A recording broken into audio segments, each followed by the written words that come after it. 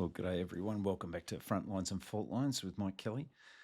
As I flagged in our introductory programs, from time to time, the plan is to do pop-up programs when we have a hot issue that's of great relevance to the community or that's bubbling up in the international sphere. And obviously, the real issue at the moment is the conflict heightening that has occurred in relation to Israel and Iran, and particularly Israel's objectives as stated in this operation to prevent Iran from acquiring weaponized nuclear capabilities that they could deploy against the state of Israel and perhaps others. So we're going to dive into that subject today, just to cover off on things I think very important for people to understand or that might help you in making judgments about what's going on.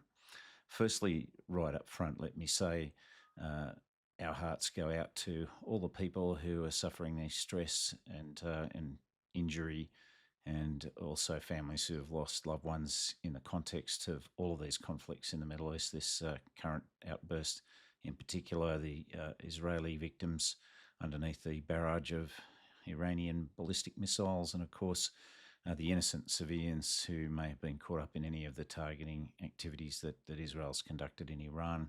I have many very good Persian friends, very closely connected with them in WhatsApp groups, etc., who really been deeply distressed over many, many years in the context of the Iranian regime, and very conflicted, obviously, when it comes to the means by which you deal with that regime and the casualties that might be caused by it, as happens on a daily basis by the protesters and those who would seek moderation in Iran or a regime change. And we'll come to elaborate on those issues soon. But firstly, also let me say that it's our plan to do a bit of a deeper dive on Iran. We'll do a historical background to how Iran got to where it is today, and then its broader situation within the region, its relationships, and what sort of security challenges are posed by the means by which this regime conducts itself. So today, though, that we're going to look at particularly this incident and the relationship between Israel and Iran as it stands at the present time. And it is really interesting, of course, if you go way back to Cyrus the Great, having freed the Jews who were captive in Babylon and allowing them to go back to rebuild the temple and to create a province where they were effectively self-governing. But then you look at the situation today, you wonder how that ever happened. But of course, even in modern times, during the period of the creation of the State of Israel and under the Shah of Iran, there were very, very good relationships. And in fact, Israeli agricultural experts and other technical experts were closely collaborating to help build the Iranian economy and refine their agriculture. There were a lot of Israeli experts moving back and forth between Israel and Iran during that period, and the diplomatic situation was very sound, very good. They had mutual concerns about dealing with military threats in the region, so it was a very sound relationship right up until 1979. And of course, the big event in 1979 for the entire region was the Iranian Revolution, which then became effectively an Islamist revolution. Now, that revolution in 79, as you know, began straight out of the gate with things like the US hostage crisis, but the rhetoric that emerged from the leadership at the time really set the tone and set Iran effectively on a war path. The first instance of that was really something that was beyond their control, which was the invasion of parts of Iran by Iraq under Saddam Hussein, and beginning the Iran-Iraq War, which went from 1980 to 1988, a horrendous war which resulted in hundreds of thousands of casualties. Some estimates have put it as high as 1 million. And we'll talk a little bit about the impact that had on Iranian ideology and practices. But as soon as that war was finished, Iran then immediately launched into a focus on Israel, but not just a focus on the destruction of Israel completely and the annihilation of all its Jewish inhabitants. And so, just to harken back to some of the statements we've seen over time, the original leader of Iran after the revolution, Ayatollah Ruhollah Khomeini, said that Israel was a cancerous tumour that had to be removed. And that phrase, cancerous tumour, then became a regular feature in every statement ever issued by Iranian officials, and was permeating quite readily around the region as well for those that would seek the same objective, that is, the destruction of Israel. And then, successor to Khomeini, the Ayatollah Ali Khamenei, is still in power since 1989 now. Obviously, it also flags that what you've got in Iran is a regime that's not democratic, that's incredibly vulnerable to particular sources of power that are autocratic and may be dependent upon their state of mental health or mental attitude at the time, and including down to the president level. And we'll come back to see some examples of that. But Khamenei repeatedly, almost on a daily basis, has called for Israel's destruction, and including, incitement of military resistance, as he describes it, but basically military aggression from groups like Hezbollah and Hamas, and all the other array of proxies that they orchestrate in the region, including those in Syria and Iraq, and of course the Houthis in Yemen. Then one of the most disturbing leaders was Mahmoud Ahmadinejad, who was president between 2005 and 2013. And he famously stated that Israel should be wiped off the map. That caused a lot of grave concern because this was a period during which Iran's surge to acquire nuclear weapons was really amplified, and raised a lot of international controversy at the time, him making this statement. But to understand Ahmadinejad, you have to appreciate he was also quite a fanatic in terms of his Islamist extremism. He was someone who had the apocalyptic theological view surrounding the concept of the 12th Imam, the Mahdi, who would return in the context of global disruption and perhaps nuclear conflict, etc. And he was quite happy to be bringing that on, and would have been quite ready to use nuclear weapons. In fact, when I was had the Middle East desk in Strategy Group in Defence, I had access to a lot of intelligence, of course, and also a lot of cable traffic from posts. And one of those posts that was reporting at that time, Berlin, highlighted letters that were sent from Ahmadinejad to President Merkel, really commiserating with them about what a bad rap they'd got from World War II and how the Holocaust didn't happen, and basically that they should compare notes on how to deal with Israel and what was left of the Jews. It's obviously very alarming for President Merkel. And, it became very clear that if Iran acquired nuclear weapons under Ahmadinejad, there'd be no predicting how quickly and how readily he would use them, but certainly a very clear willingness to do that. And we'll come back to his position a little bit later on. But almost every day you'll see statements made by Iranian military officials, including particularly from the Islamic Revolutionary Guard Corps and Al-Quds Force, who are really a very highly radical and extreme arm of Iran's military capability, who are the ones, along with Al-Quds, who orchestrate and manage all of the proxy military threats that Iran throws at and surrounds Israel with. And in fact, in this latest conflict, Israel's faced attack from 7 different directions, largely fueled and directed and controlled and supported and supplied and trained by Iran through the IRGC.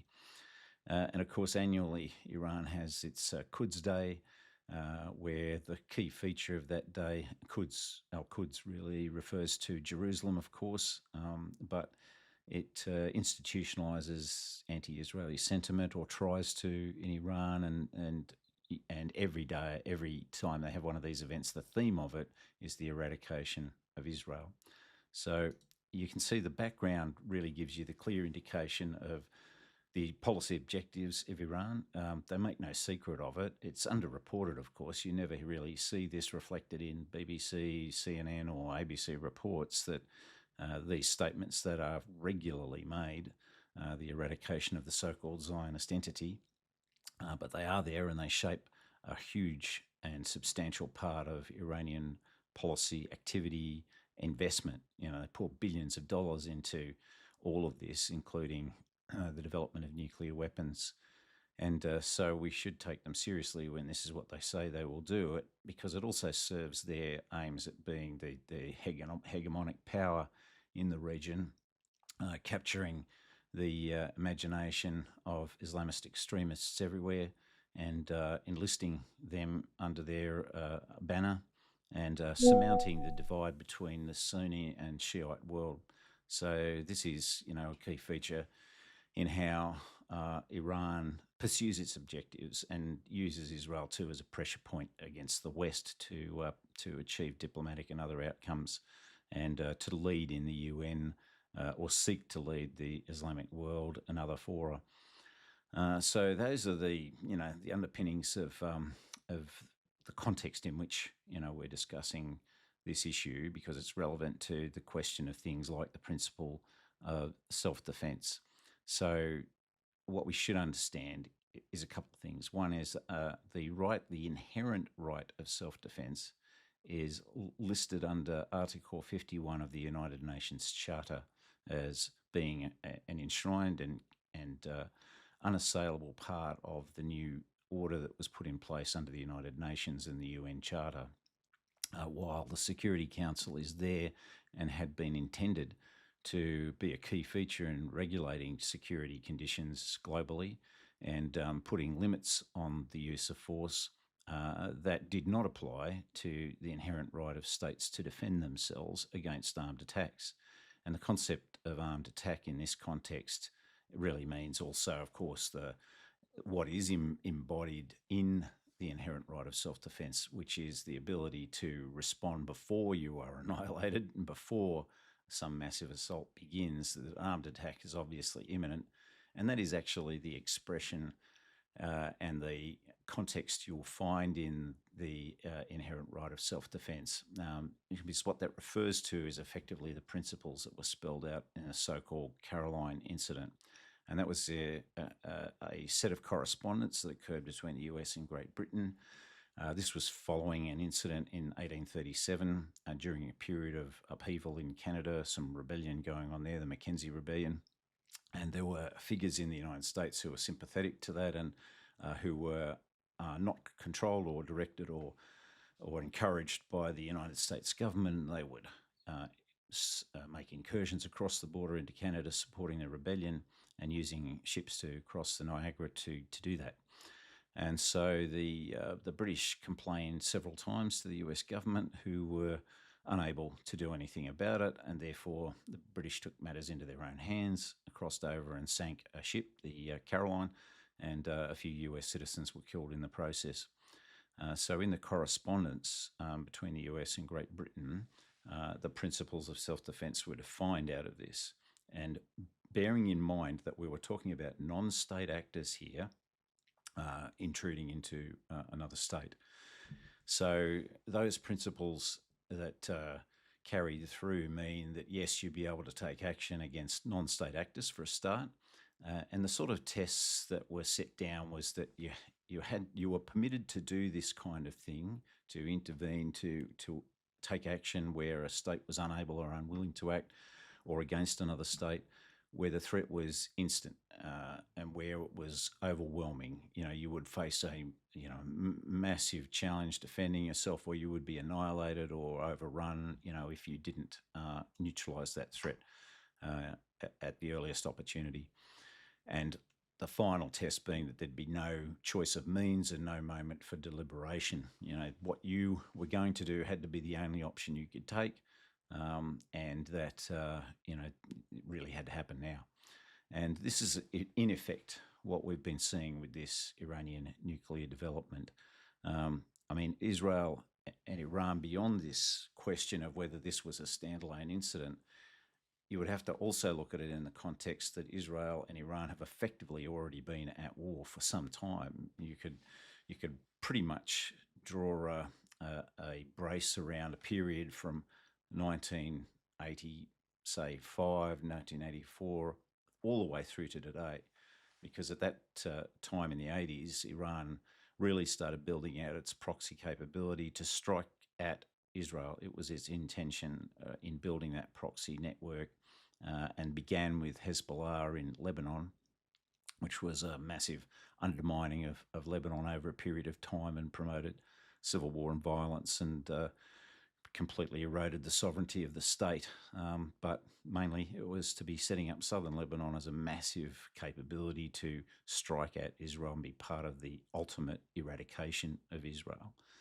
So from the 80s onwards, you started seeing these armed attacks and terrorist activities at every opportunity, and not just aimed directly at the territory of Israel, but also conducted against Jewish communities globally, like the horrible incident in Argentina where a Jewish community centre was attacked and destroyed, and tens and tens of people lost their lives in the process. So, these are the activities that Iran began and continued to endeavour to engage in to achieve their objective of destroying Israel. That, of course, then leads us to the period from October the 7th, the invasion of southern Israel by Hamas, who's another one of these proxies, completely armed, funded, fueled, directed, ideologically motivated, organised, trained, etc. by Iran. And the day after October the 7th, the pile-on effect began from 7 different directions against Israel. So through all of Iran's proxies at the time, but then later Israel reacting to that direction, command and control of those forces by the Islamic Revolutionary Guard Corps, then struck at those Guard Corps elements that had headquartered themselves in Syria to try and undermine that coordinated effort. And that then led to the massive direct assault, this time by Iran against Israel, with over 350 ballistic missiles, drones and rockets being fired directly at Israel, largely defeated by the combined efforts of Israel, the United States, Jordan, Saudi Arabia, Egypt, etc., either directly or through intelligence sharing and monitoring, etc. So Israel has been in conflict already with Iran. So this attack can also be seen as just another step in an ongoing conflict or war, in which targets like nuclear weapons facilities are perfectly legitimate within the laws of armed conflict. And we know that once you launch a nuclear weapon against a state, the result is overwhelming, catastrophic, and can effectively be the end of the state in a small state like Israel. And I'd remind people that the size of Israel is only 20,000 square kilometres, which is half the size of my old electorate of Eden Monera, just to put that in context. So even one nuclear weapon would be utterly devastating. And in addition to that, the loss of life of Arab Muslims would be similarly, horrendous. You'd see potentially the incineration of 10 million Israeli Arab Muslims. You'd have the fallout effect for Jordan and Lebanon and Egypt and, Saudi Arabia, etc. even. So potentially. So, this is, a massive regional threat, but a threat that Israel could not afford to let get close to weaponisation. And it was very clear that this has been in train for a good couple of decades, few decades now, going back to particularly the 1990s onwards, when things really ramped up. And recently, with the assistance of part of this, what I call the rectangular rat bags of Russia, China, Iran and North Korea, falling back on each other for assistance in these sort of objectives. So the North Koreans have been involved in helping Iran with its missile technology. Similarly, Russia also contributing to their nuclear knowledge and capability. So the acceleration towards weapons is obvious and clear, and one which a nation cannot take a risk on. Obviously, if we were in this position, we'd be really doing exactly the same thing. So, so effectively, don't worry about the international law justification of what Israel's done. It's all there in either the basic principles of the inherent right of self-defense, if this was an ab initio, just an isolated incident of its own, or in the context of the ongoing conflict that Israel and Iran are already in at the moment. So let's just talk now about the Iranian nuclear program and assessing that threat. So the scale of it is amazing. I mean, what we should understand right out of the gate is this has got nothing to do with the electricity generation that Iran claims. This is all about the peaceful use of nuclear technology. Um, for the first point, Iran doesn't need this for energy generation. They've got vast energy resources that they can use extremely cheaply. So they didn't need nuclear power. And so what they have actually created so far is not even hitting or hits around about 1% of Iran's energy needs. So it wasn't ever about energy. And that's particularly underlined by the fact that the facilities and the production and the type of production of the uranium and the processes around weaponizing it are so obvious that the IAEA, the International Atomic Energy Agency, and every credible country in the world understands that Iran has been heading for this nuclear weapons outcome, which is why there's a significant sanctions regime that's been in place for many, many years now to try and prevent this. All of that diplomacy, all of those sanctions having been given a go, means that it had failed and that there was only one option left. So when we look at the Iranian nuclear capability, it's very clearly directed at one thing. And what I should say too is, I mentioned that I'd had the Middle East desk and strategy group in defence. A big part of my job was managing relationships with the states that we had support from, or basing arrangements in relation to our operations in the Middle East or in Afghanistan. Very good relationships, but in every meeting and conversation that I would have with those states, and I won't mention names, but no one ever mentioned to me concern about Israel. It was always comments and concerns voiced about Iran. And it should be very obvious and beyond contest to say that the region has deep concerns about Iran and its ambitions, because a lot of those countries have been on the receiving end of violence and insurgency operations, covert operations by Iran. Saudi Arabia has come under attack from the Houthis themselves, and so has the UAE. And so, and immediately after Iran launching into its nuclear ambitions, that prompted Saudi Arabia and the UAE to begin work in that respect as well. So if you are interested at all in nuclear non-proliferation, you have to understand what a threat Iran is to that objective. And certainly they have completely violated all of their obligations in relation to nuclear non-proliferation. But it is a deep concern within the region. And I can tell you without fear of contradiction that all of these governments like Saudi Arabia, UAE, Jordan, etc., will all be quietly delighted that finally serious and direct action is being taken to at least prevent in the short term Iran acquiring nuclear weapons. There'll be a big sigh of relief breathed right around the region in that respect.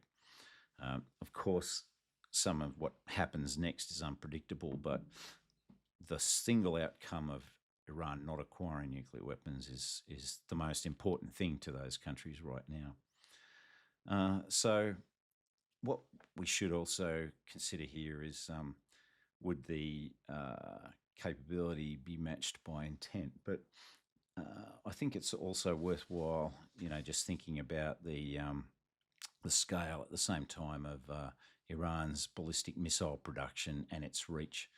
This is really the key complementary factor in their effort to seek weapons-grade nuclear materials. And we have to understand that in getting to this point, you've got a number of different factors. It's a very complicated process. You have to have the technical knowledge and science and expertise around how to do this, how to then have the enrichment capacity to build things to the 60% mark that gets you to the weapons grade and the plutonium generation, etc. And then you have to have the heavy water capability associated with that and the cooling arrangements. Then you have to have the ability to effectively weaponize a nuclear weapons uranium output. So that has to be connected to ballistic missiles. There's really difficult technology around that and the triggering mechanisms and technology associated with that. So you're going to have an array of facilities that are dedicated to each one of these different components of acquiring the nuclear capability. So what I might do now is just, before we talk more about that or further evaluate the targeting challenge here, let's just have a quick look at some of the factors that relate to determining the intent of Iran in conducting a nuclear attack. What is the situation with the factors like, the potential harm to be caused to millions of Muslims in the area as well. So just to put yourself in the mindset of the leadership that has existed in Iran, you need to understand the concept of the martyrdom dynamic, or what we might call the Kabbalah paradigm, as it's known in many ways. So firstly, a former president, who was actually the fourth president of Iran in 2002, Akbar Hashemi Rafsanjani, said that if one day the world of Islam were to possess a nuclear weapon, then a nuclear bomb in Israel would leave nothing on the ground, whereas it would only damage the world of Islam. So in effect, there was no concern that there was going to be loss of life amongst Muslims and Arabs of the region. They would be effectively martyrs in the cause of eliminating the state of Israel altogether anyway. And to put that in context too, I mentioned the Iran-Iraq War from 80 to 88. One of the quintessential values of the Republic right out of the gate became this martyrdom culture. And as part of that, more than 550,000 school children were sent to the front, and they were all given plastic keys to hang around their necks, which were meant to be the keys to paradise. In other words, one of the underpinning themes of martyrdom, the Shahad martyrdom dynamic, is that if you die as a martyr, you'll go straight to paradise. That's the theory. And some of the other theories around that too, about, you'll get your 72 virgins when you get there, etc. But they were given these little plastic keys to hang around their necks to basically indoctrinate them in the belief that they would, go straight to paradise and get their reward for being martyrs. And so the young boys were recruited by either clergy or just rounded up. They weren't voluntary in many cases. You don't get 550,000 school kids volunteering to go and throw themselves in front of guns or on landmines. And so to underline that, often they were actually bound together in like groups of 20 to prevent what the authorities would describe as desertion of these children, and then required to hurl themselves on barbed wire or just march across minefields in order to clear the way for Iranian tanks and troops, etc. And in fact, on their shirts was stenciled the slogan, "I have the special permission of the Imam to enter heaven." So that's the mindset, the ideology. So the intent to use nuclear weapons is tied very much to this. The concept that others may be hurt, Muslims might die, wouldn't be at all a consideration for the regime if it meant ultimately you would eliminate the state of Israel. So now you should understand that the intent would be there to basically deliver on the threat of launching a nuclear strike against Israel. So having set that framework, let's have a look now at the weapons capability that would be required to deal with this threat and to neutralise it, and whether or not the level of activity and the capability of Iran matches or what we're talking about here. So I talked about the different facilities. It's worth having a look through all of them now. So this is the Natanz facility as the first and primary one, which is about 135 miles southeast of Tehran, and it's the main enrichment site at present. And so it's part of the facilities on the Iran's central plateau, and part of it's underground to defend against airstrikes in theory. And so it's operating multiple cascades or groups of centrifuges to more quickly enrich uranium. And at the same time, though, for future reference, they've been furiously burrowing into the Kuikalang Gazla or Pickaxe Mountain, which is just beyond Natanz's southern fence there. So it's been targeted in the past by things like the Stuxnet computer virus, and there have been sabotage attempts, etc., over time to try and slow things down, but obviously that doesn't do more than just buy you time. So that's the Natanz facility that we're looking at there. Alongside that, of course, is the Fordo enrichment facility. It's located about 60 miles southwest of Tehran. It also hosts centrifuge cascades, but it isn't as big as the Natanz facility. But the difference there is that it's far more heavily fortified. It's buried under a mountain and protected by anti-aircraft batteries, and it's designed to withstand heavier airstrikes and ground-penetrating ordnance where possible. And it began construction in about 2007, according to the IAEA, but it only informed the IAEA that it was doing this in about 2009, so it had already been working on this for 2 years before anybody was officially made aware of it.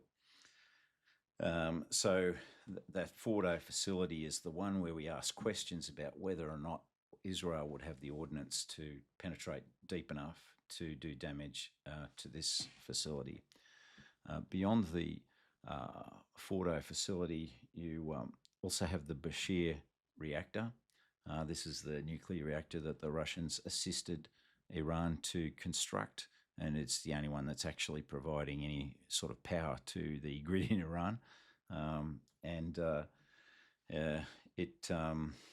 It was repeatedly targeted actually in the Iran-Iraq war, but Russia basically made sure that Iran was able to get to completion of that facility, which underpins some of the nuclear knowledge, capability, and assets needed for Iran to take further its work in the whole space of nuclear capability.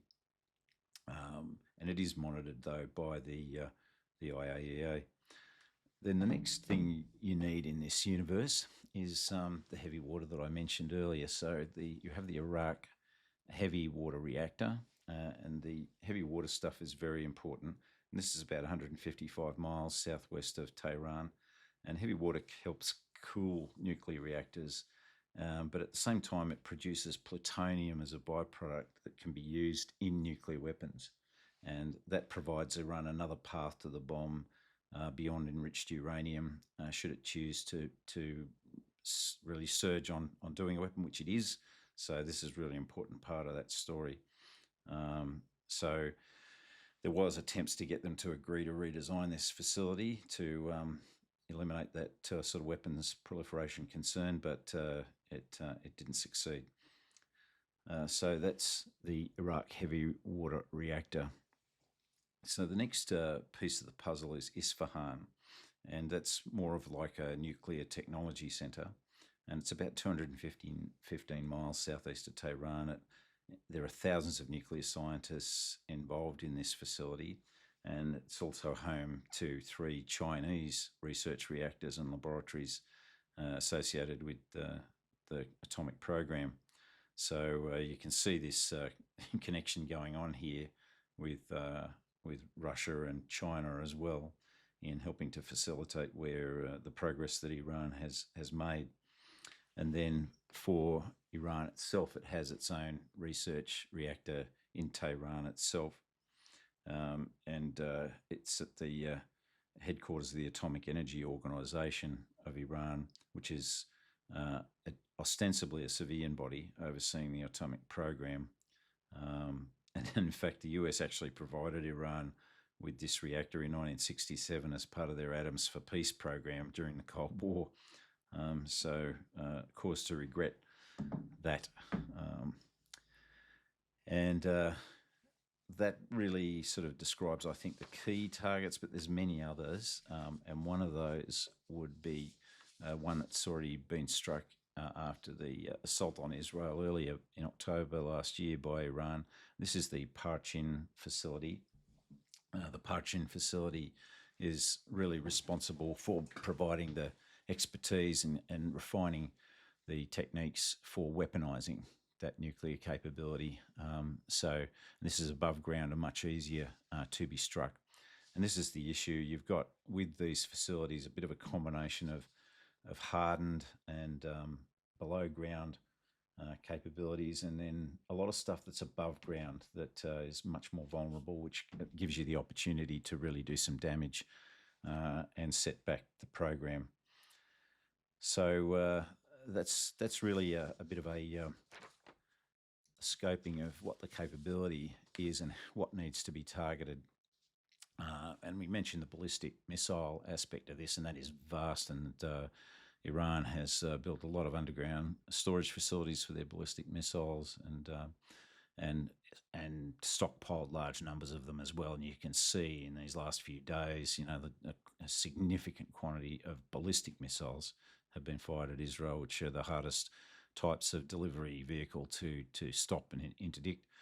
A lot of it has been interdicted, again, through that alignment of interested countries who have assisted Israel and Israel's own efforts and air defence efforts. But clearly the volume of it ensures that some of those delivery vehicles will get through and cause great damage, destruction and death, as we've seen. So those are all of the elements of the threat, and there's two things to consider about meeting that threat. We mentioned, those facilities that are more vulnerable, and we know there's been great damage done to a lot of these. The underground stuff, we know that Israel doesn't have the GBU 57AB MOP or massive ordnance penetrator that the US has in its inventory, which would allow Israel to penetrate much deeper, to do much more damage to some of the significant areas like Fordo, etc. The issue with that ordnance is that they require aircraft as large and as capable as like the B-2 Spirit stealth bomber, and the B-21 Raider bomber that's just recently been developed is also in the process of being enhanced to be able to carry this MOP, the GBU 57AB. So what does Israel do about that? What does the US do about it? Well, there's two potential options there. One is that the US decides to come to the assistance of these objectives in affirmatively setting back Iran for decades, potentially. Or conversely, other operational options would be to train Israeli pilots and then lease them the aircraft temporarily to do the delivery. So all of these things are possible. But as yet, there's been no evidence that I've seen so far that this ordnance has been utilised in this current air campaign. We'll see where we get to with that.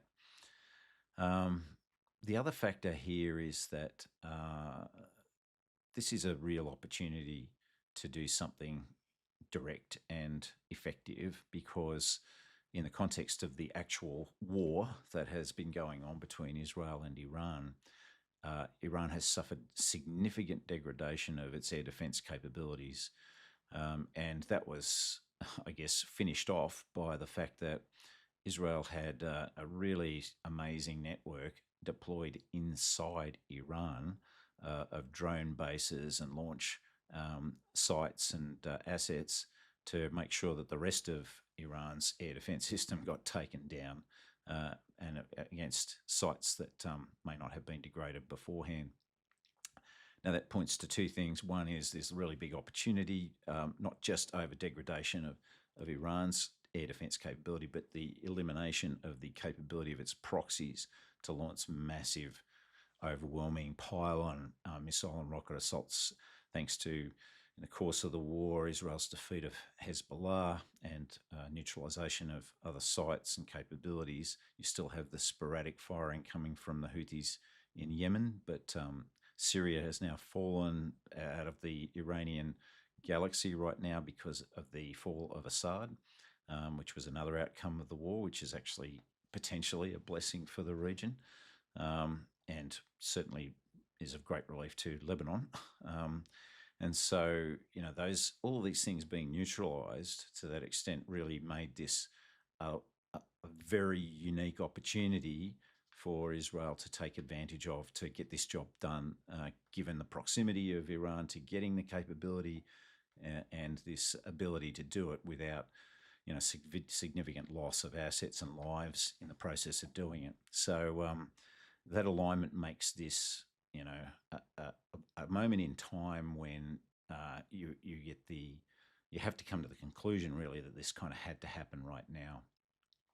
Where things evolve from here, that's another thing, and it really depends on the international community being smart enough to rally around this event to put the pressure on Iran with sticks and carrots to move beyond their policy of pursuing nuclear weapons and to get back to the table to, actually work out a way to create a sane and sensible region. Now, if you look at the Iranian leadership and its ideology and the way that police state works, then they're not going to ever become rational. So the other interesting thing about this operation is the Israelis labelled it Operation Rising Lion, and we'll come back to that point in a minute. But clearly, as they have stated, they would love to see regime change in Iran, which is another potential outcome of what's going on at the moment, but would be amplified by the international community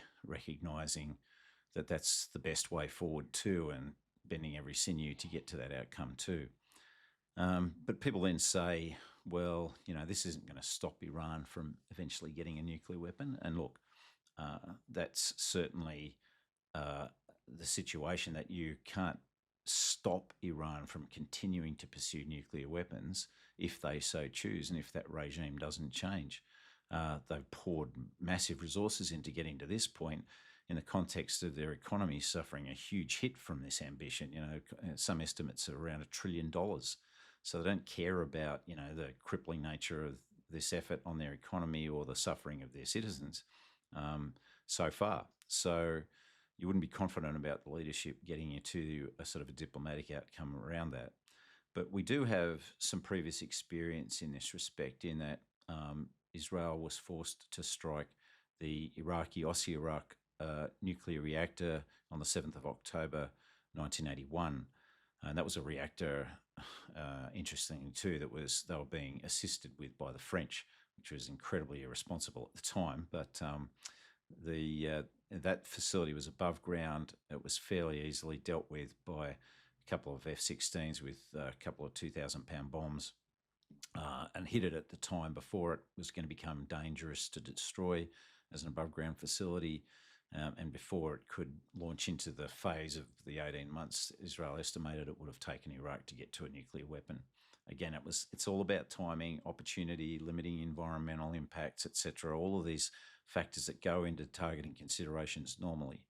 And the moment is dictated by these sorts of considerations. So the impact of that was that Iraq didn't acquire nuclear weapons, because even though Saddam Hussein didn't abandon his ambition, in the end, it was delayed so heavily, and there was enough international effort and pressure to slow that process down, so that Saddam had to actually park it for a while, in the context of trying to convince people that it wasn't happening, but find other ways to get there. All very, very time consuming. And all of this buying of time eventually gets us to the point where the Saddam Hussein regime doesn't exist anymore. And the regimes and the governments that have been in place since then have no ambition to acquire nuclear weapons. They know the cost, the investment, the problems, and the diplomatic and strategic issues why you shouldn't pursue that objective right now. They have other priorities. So at this point, you can say that that strike in 1981 was successful. It achieved the outcome.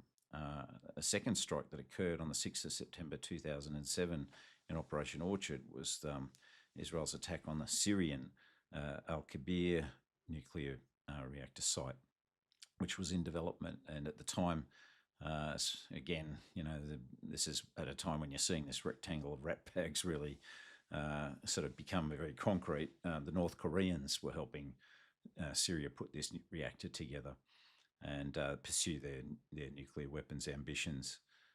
You'll recall that Assad was also later on to acquire chemical weapons, weapons of mass destruction, from Russia, and use those indiscriminately against his own population. So tens to hundreds of thousands of people killed in Syria, partly by the use of those chemical weapons. So again, you can see the intent of autocratic leaders, quite happy to actually kill off, vast numbers of their own people using weapons of mass destruction as well. So I wouldn't have hesitated at all to, be at the service of Iran at that point, because Assad was another complete and total client and totally dependent upon Russia and Iran. If the bidding of Iran was you deploy a nuclear weapon on our behalf against Israel, they would have done it. So that was a very, very important outcome to destroy that capability, and Syria abandoned any effort to acquire nuclear weapons, and Iran abandoned the effort of trying to use a proxy at that point to develop a nuclear weapon. So, that's something you have to bear in mind in evaluating this. You don't like to see people having to resort to the kinetic options, the use of military force.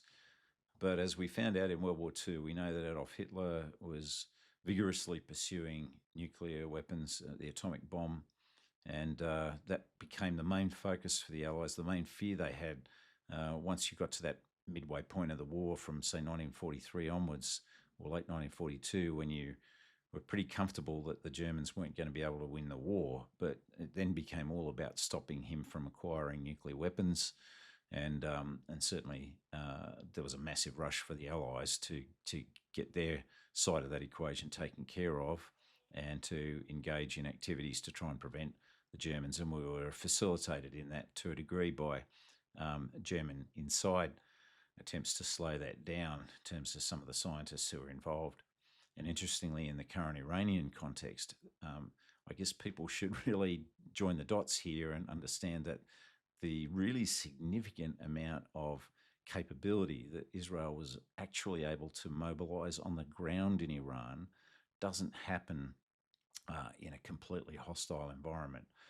So it highlights again that there are friends on the ground in Iran who do want regime change. And so that brings me back to that point I raised about the operation being designated as Rising Lion. That in effect is the reference to the former Iranian government's flag, which presents the lion and the rising sun on it, and which many Persians and Persian communities around the world in the diaspora will bring to demonstrations and gatherings to indicate their opposition to the current regime, and a desire to return to a world where they can be focused again on what are the beauties and the magnificence of the Persian tradition, and their valuing education and the arts and research, etc. Everywhere I go, I'll find a Persian doctor or lawyer or expert or academic somewhere. So they really value that, and that's what they want to get back to. And so there is a sense that there may be that opportunity with the way things pan out here. As I say, if the international community really align to help achieve that goal as well. So all of this remains to be seen. We don't know where and how the Iranians may, strike in the process of responding to this. There may be attacks now mounted against Jewish communities around the world. This is the sort of cowardly approach they have taken to their diplomacy and foreign policy since 1979. So everyone will have to be on their guard, and we'll have to really take seriously the domestic security issues too within Australia for our Jewish communities, etc. All I can say is that my hope is that we see as little loss of life in getting to a good outcome here, and as soon as possible, because the world would have been a far more dangerous and deadly place if Iran were to be allowed to acquire a nuclear weapon. So I certainly hope that people will understand how important this was and will at least support this aspect of the war in which Israel's engaged at the moment as being in the interests of all of the region and the rest of the world. And certainly if you were to ask anyone privately who is part of any of those regional governments, they will tell you the same thing. So look, I hope that helps, and we will obviously talk more about this as time goes on and as things unfold. And as I say, up ahead, we'll be presenting you with a couple of programs that look into more of a deep dive on Iran and its wonderful culture and background and the things that have shaped it. So you get a bit of an understanding of some of the mindsets that we have to deal with. And hopefully, having that information, you'll be able to really sit down and make a better judgment about your views on what's going on in the Middle East at the present time. So look, thanks for being with me, and I look forward to continuing on with our programs on information warfare coming up, and the further programming that we have for you as we go along. So thanks for being with me again. Cheers.